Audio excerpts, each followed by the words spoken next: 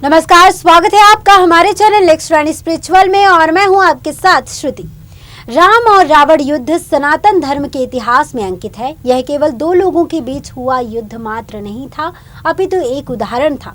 भगवान की शक्ति के अंश का एक चेतावनी थी उन सभी के लिए जो स्वयं को सर्वशक्तिमान समझने की भूल कर बैठते हैं।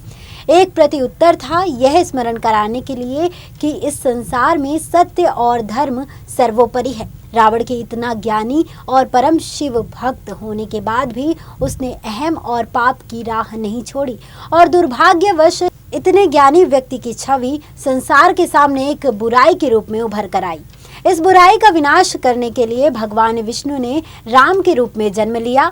चलिए बताते हैं आपको, रावण जैसे शक्तिशाली व्यक्ति को केवल भगवान राम ही पराजित कर सके। यह सत्य है क्योंकि रावण का विनाश करने वाले भगवान राम ही थे। तो रावण की वास्तविक पराजय तो भगवान राम के द्वारा ही हुई, परंतु यदि युद्ध में पराजित करने की बात करें तो भगवान राम से पूर्व रावण इन लोगों से भी युद्ध में पराजित हो चुका था। चलिए बताते हैं कि भगवान राम के अतिरिक्त वो कौन लोग थे जिन्होंने रावण को पराजित किया। बताएंगे आपको क्या है पूरी जानकारी। देखिए इस जानकारी के लिए हमारी एक खास रिपोर्ट। चलिए बात करते हैं बाली की। बाली देवराज इंद्र का पुत्र और किष्किंधा का राजा था। बाली के विषय में एक बात बहुत प्रसिद्ध थी कि वो जिससे भी युद्ध करता था उसकी आधी शक्ति बाली में समा जाती थी और इसकी वजह से जो भी उससे युद्ध करता था वो निर्बल हो जाता था।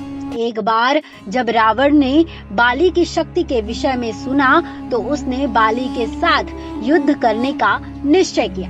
बाली बहुत शक्तिशाली था और बहुत ही तेज गति से चलता था। उसकी गति का अनुमान इस बात से लगाया जा सकता है कि वो प्रतिदिन सुबह सुबह 4 समुद्रों की परिक्रमा कर लेता था और परिक्रमा पूर्ण करने के पश्चात सूर्य को जल अर्पित करता था।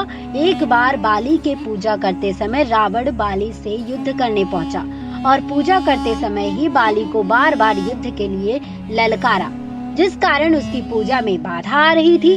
तब बाली ने रावण को उठाकर 4 समुद्रों की परिक्रमा की और उसे अपनी बाजू में दबाकर ही सूर्य को जल अर्पित किया।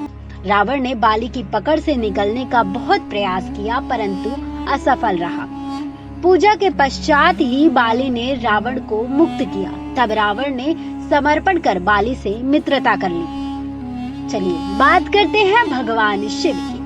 रावण ज्ञान का भंडार था। इसका अनुमान इसी बात से लगाया जा सकता है कि जब युद्ध भूमि में रावण अंतिम सांसें ले रहा था तब भगवान राम ने लक्ष्मण से कहा कि वो रावण से जीवन और ज्ञान की शिक्षा लेकर आए।